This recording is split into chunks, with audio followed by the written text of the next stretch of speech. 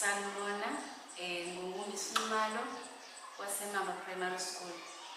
Namhlanje besinosuku olukhulu lapho bekubungazwa khona u-Reading Champion wase-Donsintaba noMisumalo abakwazile ukuwina bahamba phambili kukhethwa aba-uploade kahle KZN. So usuku lwanamhlanje beluluhle kakhulu. Sikhonile ukubona abantu abahlukahlukene abaqhamuka emkhakheni ehlukahlukene yaka-education from national, district, circuit nama-partners afana noNalibali Room to Read ebekhona enathi phakathi kwethu. Beluluhle kakhulu-ke usuku lumnandi, sabona nama-activities okufunda ebenziwa abantwana.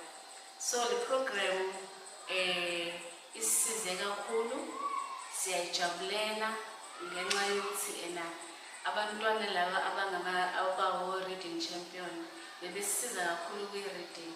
Sibonile kakhulu i-improvement kubantwana bethu, sakwazi nokuthi abantwana bethu ba-experience ama-reading activities amaningi ahlukahlukene ebebafundisa wona.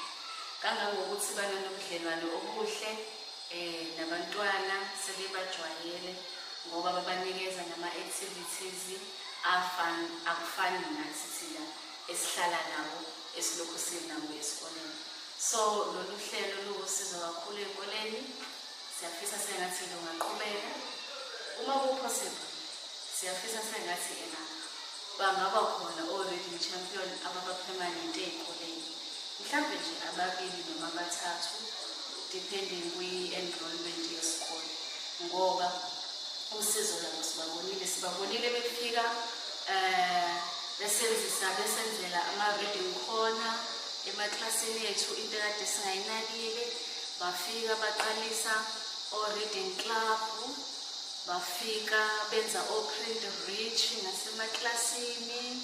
So nje wonke umntwana okhona laphakathi esikoleni usenalo ugqozi ne-confidence makuziwa ekufundeni. Abasabi, abasacashi, wonke umntwana useyafisa ukubonakala ukuthi useyakwazi ukufunda, wonke umntwana uyafisa ukubonakala ukuthi khona sekwazi ukwenza